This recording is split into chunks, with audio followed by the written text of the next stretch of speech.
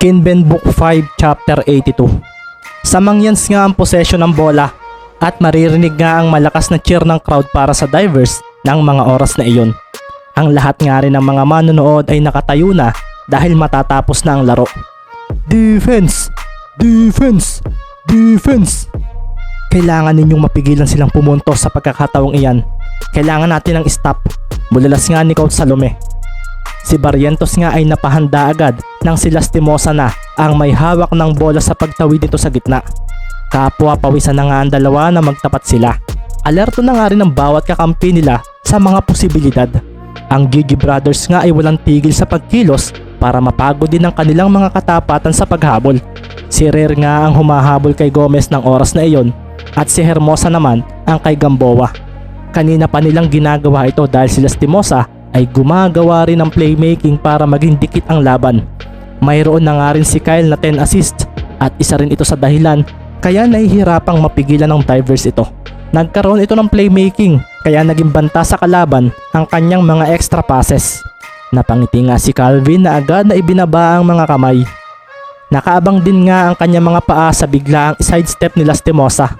Aminado siyang magaling ang galawan nito pero crucial game daw ito. Gusto kong makalaban si Ricky sa finals. Gusto kong bawian ng isang iyon. Gusto ko siyang talunin para mas lalo niyang galingan. Para magawa niya ang sinabi niya sa TV kagabi. Sabi nga ni Calvin sa kanyang sarili. Ito nga ang naisip niyang kabayaran sa ginawa nito para sa kanya.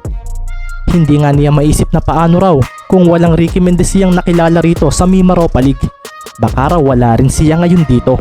Baka raw hanggang ngayon ay naghahanda na siya sa paghinto niya sa basketball. Hindi ko alam kung ano ang pinaghuhugutan mo ng laro ngayon, pero mas gumaling ka sa pagdepensa sa akin ngayon. Nakakatuwang malaman na marami nga palang mahuhusay naman lalaro rito sa Mimaropa. Sabi naman ni Kyle sa sarili at dito na nga siya umatras nang makita ang paparating na si Rayos. Pero gusto kong makaharap si Ricky. Gusto kong ipalasap sa kanya ang pagkatalo sa ligang ito para mas lalo niyang galingan sa pagpasok niya sa Maharlika. Halos parehas kami ng gustong mangyari. Pero dahil sa ginawa niya sa akin, gusto kong gawin ang ginawa ni Maki. Iyon ay ang subaybayan ng isang iyon hanggang sa siya na ang maging pinakamagaling. Kaya hindi kami pwedeng matalo sa labang ito. Bulalas naman ni Kyle na biglang kumaliwa dahil dumating na si Rayos na binanggaan naman ni Barrientos. Napangiwi pa nga si Calvin dahil para siyang bumangga sa pader. Nang makita naman ito ni Rare ay wala na siyang alinlangan na tumakbo para pigilan ang ace player ng kalaban. Pagdating niya sa harapan ni Kyle Lastimosa ay napaseryoso siya dahil naalala niya ang huling beses na nakalaban nila ang Oxy. Malinaw pa rin sa alaala niya ang clutch plays na ginawa ni Lastimosa roon. Mabilis nga siyang humarang dito at kasabay nito ay ang pag-iwan niya kay Gomez na mabilis namang hinarangan ni Orense. Iniisip ba ninyong mapipigilan pa ninyo ako? Sabi naman ni Kyle sa kanyang sarili at sa pagtatama ng mga mata nila ni Rare ay dito na nga napalunok ang mga manonood ng isang double team ang ibinigay ng Divers dito. Dumating nga rin si Barrientos at doon na nga nagdilim ang paningin ni Lastimosa. Kahit dalawa pa kayo. Sambit pa nga ni Lastimosa na bigla na lang umabante at muling hinila ang dribble sa bola. Ang mga manonood naman ay napaseryoso sa biglaang play na iyon at si Barrientos ay mabilis na umabante dahil alam niyang titira na si Lastimosa dahil papaubos na ang shot clock ng mga ito. Tumalbog nga ang bola at mabilis itong hinawakan ng mga kamay ni Kyle. Tumalon siya at makikita pa nga ang paghabol ni Barrientos sa ere. Lumitaw rin si Marquez at dito na nga napaseryoso ang mga manonood nang makita ang magandang talo ng tatlo. Maraming mga photographer ang mabilis na kinuhanan iyon at bago pa nga maubos ang shot clock ng Oxy ay agad na nga binitawan ni Kyle Lastimosa ang bola. Pinataas niya ang bitaw nito at napaseryoso na lang sina Calvin at Rare dahil hindi nila natamaan iyon. Paglapag nga nilang dalawa ay napatingin sila sa bola at si Coach Salome ay napasigaw na lang dahil si Lastimosa ay biglang tumakbo papunta sa basket. Hindi pumasok ang tirang iyon ni Lastimosa kaso sa pagbalik ng bola ay natulala na lang ang mga taga-Palawan nang makitang si Lastimosa ay nasa ere na para kuhanin ang sariling offensive rebound. Si Mikey Cardinal nga ay sinabayan ito kaso sa pagpalo niya sa bola ay braso ni Lastimosa ang natamaan niya. Kasunod din noon ay ang pagtahimik ng crowd nang idakdak ni Kyle ang bola sa harapan ng sentro ng divers na nagdilim na lang ang paningin dahil natawagan din ito ng foul sa play na iyon. Sorry na lang sa mga taga Palawan pero bumagsak si Cardinal at ang nakabitin sa basket na si Lastimosa ay lumapag sa harapan nito. Napakuyom ng kamao si Lastimosa na makikitang may gigil pa sa mukha dahil sa pagsasabi ng referee ng basket counted. Ang team namin ang papasok sa finals. Bulalas nga ni Kyle at ang mga taga Palawan ay napatahimik na lang dahil sa highlight play na iyon ni Lastimosa. May natitira na nga lang na 3 segundo sa laban at kung may ipasok daw ito ni Kyle ay magiging 3 na nga ang lamang nila. Ang mga manonood nga ay napadasal na lang na sana raw ay magmintis ang tira ni Lastimosa. Makikita nga rin ang kaseryosohan sa mga rebounder sa ilalim ng basket nang sandaling si Kyle ay nagpunta na sa free throw area. Napatingin pa nga siya kay Barrientos na nakahanda rin sa pag-rebound. Naisahan kami ni Lastimosa sa tirang iyon. Akala namin ni Rare ay papasok iyon. Kaso parang sinadya yata niyang magmintis upang mangyari ito. Sabi na nga lang ni Calvin sa sarili na napailing na lang dahil halatang hindi rin biro ang utak na mayroon itong si Kyle sa ganitong mga crucial time ng laban. Ang tanong na nga lang sa kanyang sarili ay kung ano raw ang iniisip nito ngayon. Papasablayin ba niya o ipapasok para maging 3 ang lamang nila? Mula naman sa likuran ay makikita si Rare at Gomez na nakahanda na rin kung sakaling makuha ng divers ang rebound. Ito ay kung magmiminti si Lastimosa. Pwede nga ring tumawag agad ng timeout ang divers dahil may isa pa silang full timeout na natitira. Ang gagawin ni Lastimosa ang magsasabi kung sino ang mananalo sa game na ito. Nasabi naman ni Isaiah sa kanyang sarili na seryosong manonood ng nangyayaring laban. Nakita nga rin niya na talagang mahusay na manlalaro itong si Lastimosa at isa raw itong banta sa kahit sino kung masasamahan pa ng 1 o 2 magagaling na players. Iniisip na kasi niya na posibleng maglaro ito sa Maharlika League at ang tanong na nga lang ay kung saan kupunan ito sasali dahil wala namang entry ang Occidental Mindoro roon. Ipinasa na nga ng referee ang bola kay Lastimosa at maririnig na nga ang malakas na buo ng crowd para rito. Kalmado lang naman ang pawisang si Kyle ng oras na iyon at matapos niyang bumuntong hininga ay doon na niya pinakawala ng kanyang bonus shot na agad na ikinagalaw ng mga players na nasa ilalim ng basket. Mabilis ngang na-box out ni Cardinal si Lanete. Napaseryoso nga ang lahat ng mga manonood nang magmintis ang bonus shot ni Lastimosa. Ang lakas din ng pagtama noon sa bakal ng ring at ang mga nasa ilalim ng basket ay napaseryoso sa pagtalbog nito pabalik sa loob ng mas malakas. Agad niyang napatakbo ang mga manlalaro sa pagbabagsakan ng bola. Si Rare naman ay kumaripasan ng takbo sa kanilang side at dito na nga rin makikita ang mabilis sa pagtalo ng mga manlalaro para kuhanin ang rebound. Tumalon nga sina Lanete, Cardinal, Rayos, Orense at Barrientos. Naroon nga rin si Lastimosa na nakipagsabayan sa mangyayaring iyon.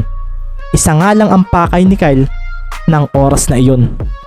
Kumabog nga ang dibdib ng mga taga Palawan nang si Barrientos ang nakakuha ng rebound. Kaso sa pagbaba niya ay siya namang muling pagtaas ng bola dahil pinalo ito ni Lastimosa pataas. Umangat na naman nga ayon sa ere at doon na nga napaseryoso si Coach Salome. Bigla na nga lang bumigat ang kanyang mga mata dahil kasabay ng pag-aagawan ng mga players na iyon para sa bola ay siya namang pagsilbato ng referee at pagkawala ng buzzer. Tapos na nga ang laro at nabalot ng katahimikan ng buong venue na tanging ang tumatalbog na bola na lang na nahulog sa sahig ang maririnig. Naubos ang 3 segundo na hindi man lang nakatawag ng timeout ang divers dahil hindi agad nakuha ng players nila ang rebound. Hindi rin agad sila nakagawa ng foul at ang pangyayaring ito ay tila planado lahat ni Kyle Lastimosa.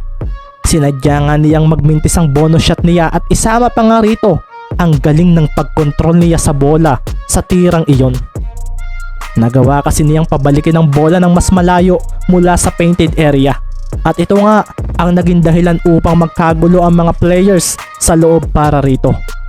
Habang natatahimik ang mga taga Palawan, dito naman biglang nagtakbuhan ang mga masayang-masaya na team ng Mangyans. Nagtatalon sila sa loob ng court at kinuyog nila si Kyle Lastimosa na napapailing na lang sa ginawa sa kanya ng mga kakampi niya. Makikita naman ang paglalagay ni Rare ng kamay niya sa ulo ni Calvin na nakita na lang niya na umiiyak. Napangiti siya dahil dito. Sorry kuya, natalo tayo. Winika na nga lang ni Barrientos na talagang hindi na napigilan ang paglungkot niya. Naglaho agad ang kanyang pag-asa na makapasok sa finals nang ma-realize niyang tapos na ang oras. Bawi na lang tayo sa sunod. Masaya pa rin naman ako, Calvin, dahil hindi ka patitigil sa basketball. Wika naman ni Rare na medyo nalulungkot din sa nangyari.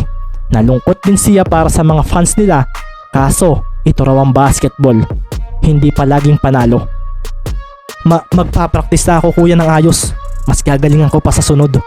Wika pa nga ni Calvin at doon na nga rin naglapitan sa kanila ang mga kasamahan nila. Niyakap nga nila ang isa't isa dahil sa masakit na pagkatalong ito. Marami kasi ang umasa sa kanila na sila ay makakarating sa finals ng liga na ito. Kaso dahil nabigo sila, ay nabigo rin nila ang mga manonood na nag-cheer para sa kanila. Habang nakakaramdam sila ng kalungkutan, ay makikita naman ng masayang team ng Oxy na binuhat pa si Kyle Lastimosa habang naglalakad at kumakanta ng kung ano. Ibabanin niyo ako. Bulalas ni Kyle na hindi naman basta makababa dahil baka mahulog siya. Namumula nga ang mukha nito dahil sa nangyayari. Hoy, itlog ko ang hawak mo, Rayos. Bulalas pa nga niya at nagtawa na ng mga teammates niya nang marinig iyon. Woo! Lastimosa! Lastimosa! Lastimosa! Sigaw pa nga ng mga manlalaro ng Oxy na kasama ni Kyle. Panalo nga ang Occidental Mindoro Mangyans sa skor na 94-92. Tuluyan na nga rin natapos ang kampanya ng home team na Divers dito sa Mimaropa League. Pinakita na naman nga ni Kyle Lastimosa ang kanyang husay sa paglalaro nang siya ang manguna para sa pagpapapasok ng team niya sa finals. Tayo na ang susunod na maglalaro. Sabi naman ni Ricky na masayang makita na nanalo si Kyle Lastimosa. Bigla tuloy siyang nakaramdam ng excitement dahil sigurado siyang hindi na basta mauulit ang nangyaring laban nila noong una. Pero bago iyon, kailangan muna naming ilang paso ang Oriental Mindoro. Wika pa nga ni Mendez sa isip na biglang sinalubong ng malakas na cheer mula sa mga manonood nang makita ng mga ito ang paglalakad niya sa gilid ng court. Tayo na, sabi naman ni Henrik Ramirez sa kanyang mga players. Makikita nga ang kaseryosohan sa mga ito ng oras na iyon. Ang manalo lang daw ang pwedeng maging resulta ng labang ito. Kahit pa nga sa mata ng marami ay matatalo lang sila. Oriental Mindoro Tamaraws versus Calapan City Blue Phoenix na nga ang sunod na mapapanood. Ito nga rin na magsasabi kung papasok na ba kaagad ng Calapan sa finals o hindi. Good luck. Hihintayin ka namin sa finals, Ricky Mendez. Sabi naman sa hangin ni Kyle Lastimosa na masayang masaya sa nangyari sa kanya sa ligang ito.